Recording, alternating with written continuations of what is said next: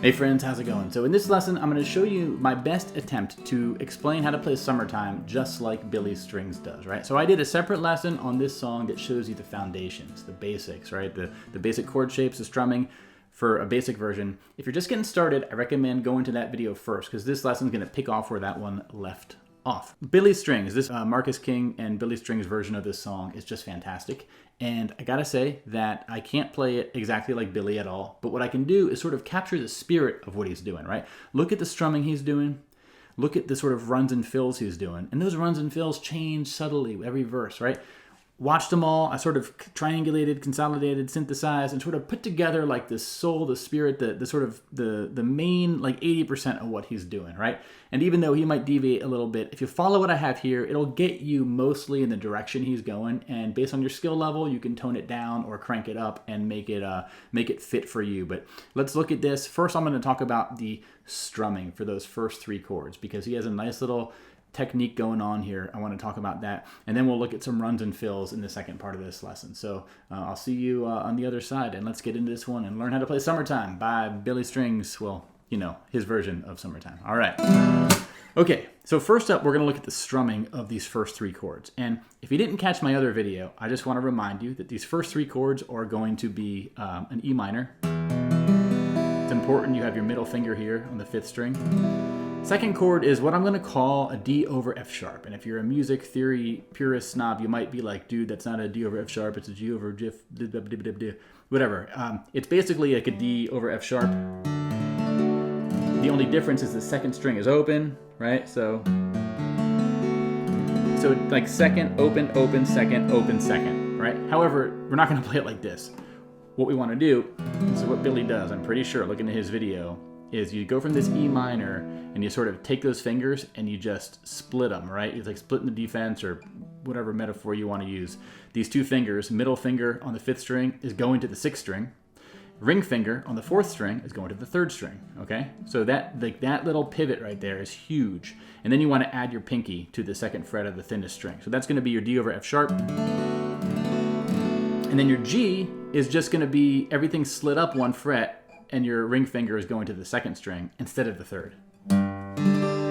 Okay, so that's basically those three chords. Now I gotta say, for myself, it took me a long, long time to be able to play these three chords as smoothly and elegantly as I can now. I'm talking like, I learned this song a few months ago halfway, then I sort of finished the job the last 2 weeks, and it's just constantly me picking up the guitar while I'm walking around the house or playing a video game and rating a respawn or watching TV or whatever, and getting used to this, like kind of just do it over and over again so you don't even have to think about it anymore, okay? That is the goal. And when you're practicing it, don't do like this full strum.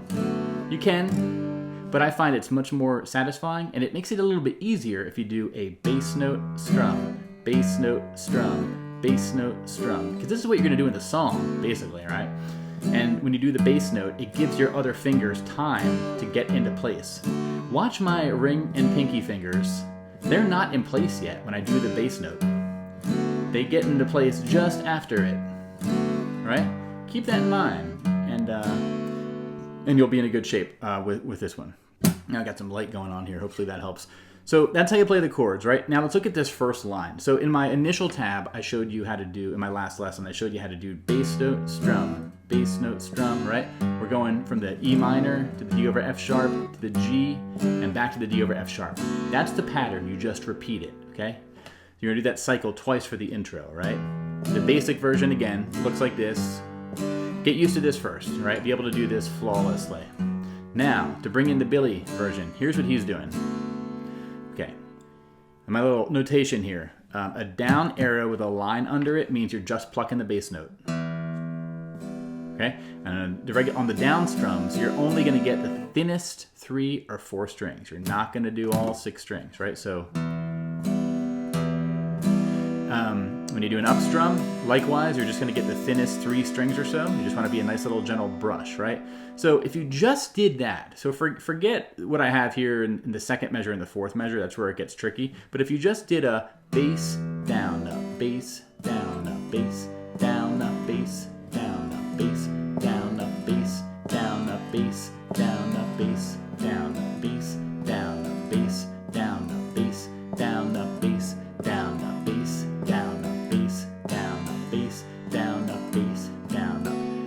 that's a nice first little strumming thing to get comfortable with, right? But what Billy's going to do in the second measure and in the fourth measure is he's going to, on the G, he's going to bass, he's going to do the bass is like a down strum, right? So it's bass up, he does a bass up, then he hits it with his palm kinda, it's like a little bit of a mute. And then he's going to do an up strum on the 2N count, right? That like it's pushed a little bit. It's happening before the 3 count, and that's going to be of the D over F sharp, right? So it's 1 and 2 and 3. Okay, and on the 3 count, you're going to get that bass note, the F sharp bass note, and then and 4, right? And 4, up, down. So let me just do those two measures, those first two measures over and again slow, because it's really hard to explain. So bass, down, up, bass, down, up, bass, up, mute, up, bass, down. So it's bass, up, mute, up, bass, up, down, right? Bass, up, mute, up, bass, up, down. Okay? Let's do it slow.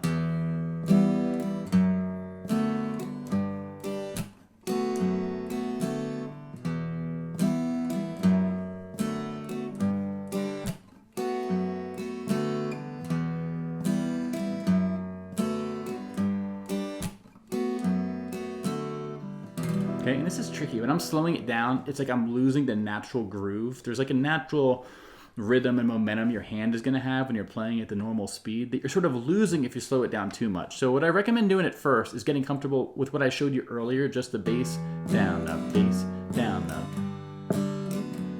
Get comfortable with this so you can sort of feel the groove. And watch Billy's face, man. When he plays this song, he is in it. So once you get comfortable with this, you can bring his version, and I'll start that next. Okay, here's his version starting now.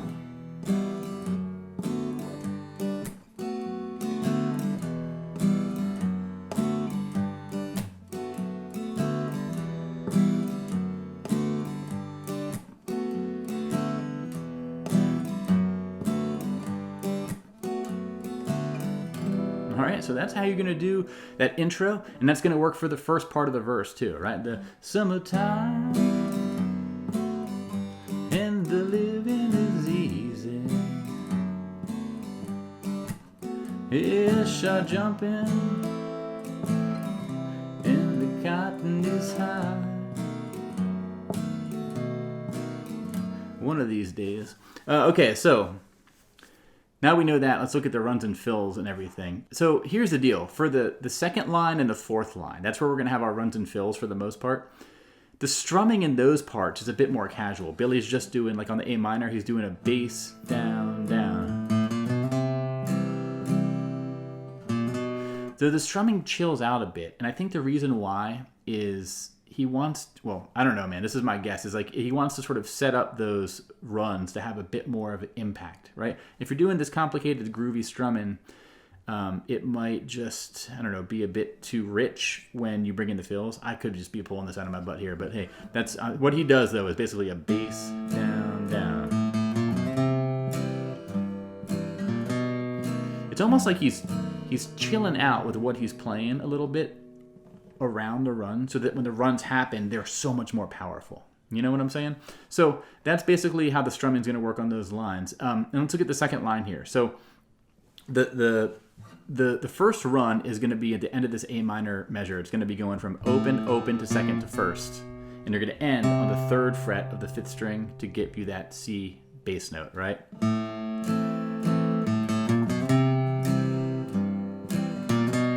Then you're going to do a sort of go from the B flat to the B, right? Right before the B7 measure. Okay, so the runs are highlighted in this red color here, and they're usually happening on the last 3/8 notes of each measure. And let me just get to the last run of this first line, which is the B7.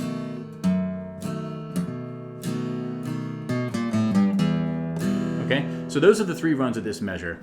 It's really the first and the third I want to talk about here, because if you look at this notation, and after like 50 times of watching the video and slowing it down on YouTube, I think what he's doing here is a triplet on the 4 count, right? And a triplet means you're going to divide that 1 quarter note into 3 equal parts, right? So normally we divide it into 2 equal parts, right? 1 and 2 and 3 and 4 and. But what he's doing is 1 and 2 and 3 and 4 and right? The 4 and is a triplet. So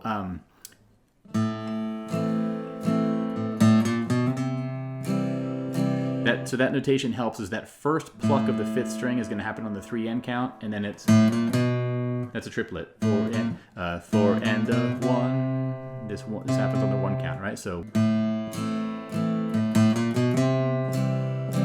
right.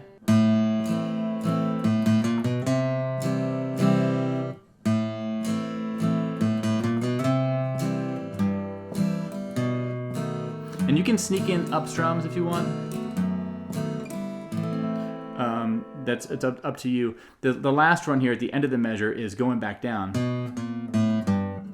right? 2nd fret to 1st fret to open to 3rd on the 6th string. So 2nd, 1st, open, 5th string, and then 3rd fret, 6th string, open, 6th string, and the same deal with 1, 2, 3, and the triplet, right? 1, 2, 3, and 4 and 1.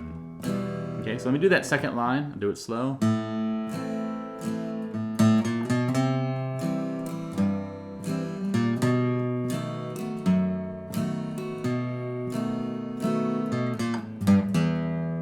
Okay, I kind of muffed the note there, but it's better to stay in time and keep the pulse, even if you sort of, don't hit all the notes cleanly, in my opinion. You want to keep that groove, and Billy's so good at that. So then we go to the 3rd line is the same as the 1st. With one exception. It's the very end.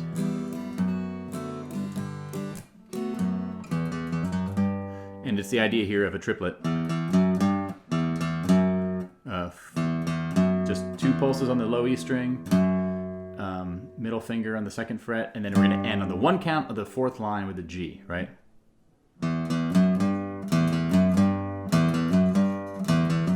Right, so.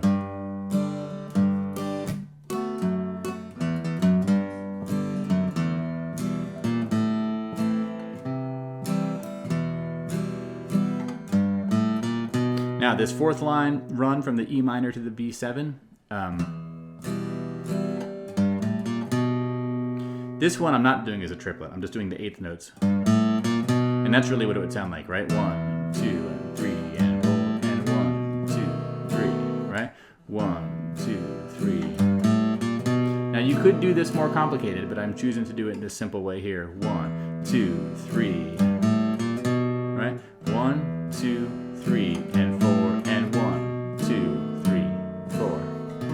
All right, so that's how you do that one there, that last line. And let me just do a playthrough here of all four lines here. We'll see how it sounds.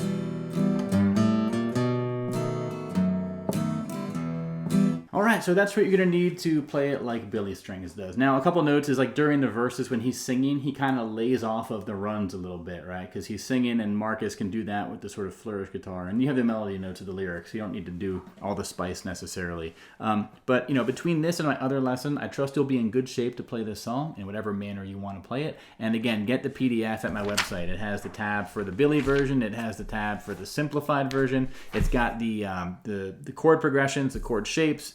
The first page has the lyrics for the whole song. It's just a great bundle, and it's one I spent a lot of time and care on because this is such a classic song. I wanted to do it right, so I hope I did. Hope you found it helpful. Thanks for watching, and if there's any other Billy String songs you want to know, let me know. Again, he's such a wizard, it's hard to sort of even hold a torch to him, if that's the right expression. But it's been fun making this lesson. I'm happy to share it with you. So thanks very much for watching, y'all. I'll see you on the other side. Check out the website, playsongnotes.com. And until next time, take care. Bye-bye.